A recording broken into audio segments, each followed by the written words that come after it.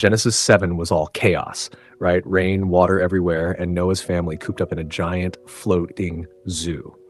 Genesis 8 is the what now? It's the story of the new beginning. Okay, so after 150 days of just floating, God remembered Noah. And not just Noah, but every single animal, from the elephants to the spiders, stuck in that ark with him. Can you imagine the smell by this point? It wasn't that God forgot. He's God. He doesn't forget. It's more like he looked at his calendar and said, all right, time for phase 2. So God sends this mighty wind to sweep across the earth. Think of it as a giant holy blow dryer. And at the same time, he basically plugs the drains of the planet, the fountains of the deep, and turns off the cosmic shower, the windows of heaven.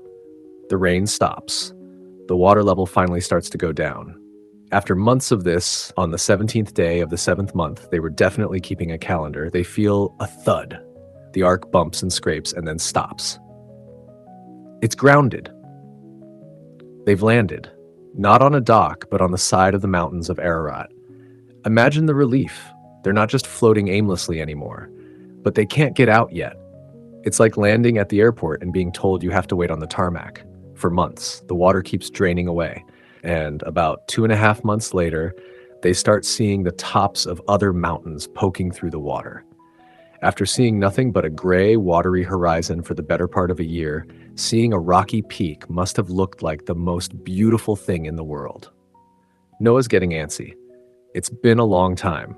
After another 40 days, he finally cracks open the window he'd built. Time for a little experiment. First, he sends out a raven. This bird is the tough guy, the scavenger. It just flies back and forth. It probably found some gnarly stuff to land on, so it was fine. But it didn't give Noah the info he needed. It was like, yeah, it's damp. Whatever, I'm good. So Noah waits a bit, and then he sends out the dove. This is the check for good vibes bird. The first time she flies around, finds nothing. No branch, no perch, just mud. She comes right back, and Noah, being a good guy, reaches his hand out and brings her back into the ark. Nope. Not yet.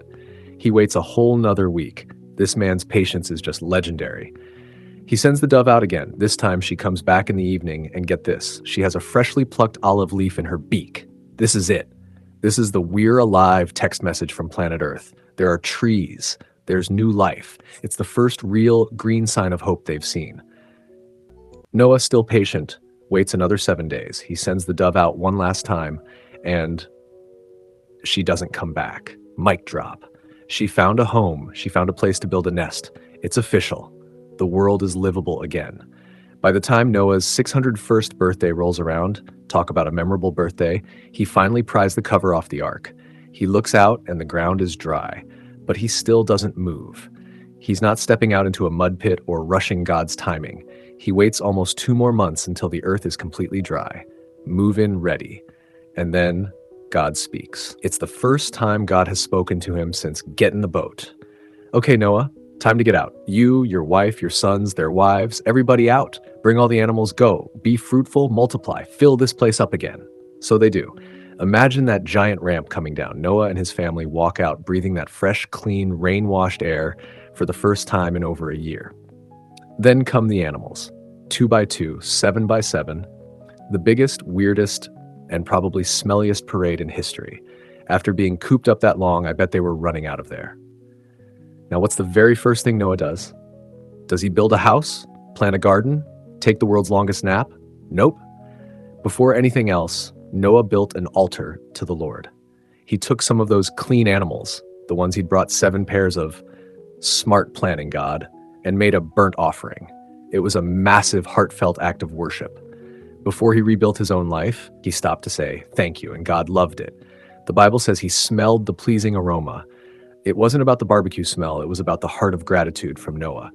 And right then, God made a promise in his own heart. He said, you know what? I'm never going to do this again. I'm never again going to curse the ground because of humans. God acknowledges that people are, well, people. He literally says man's heart is inclined to evil from childhood, a pretty heavy dose of reality. But he says, even so, I will never again destroy every living thing as I have done.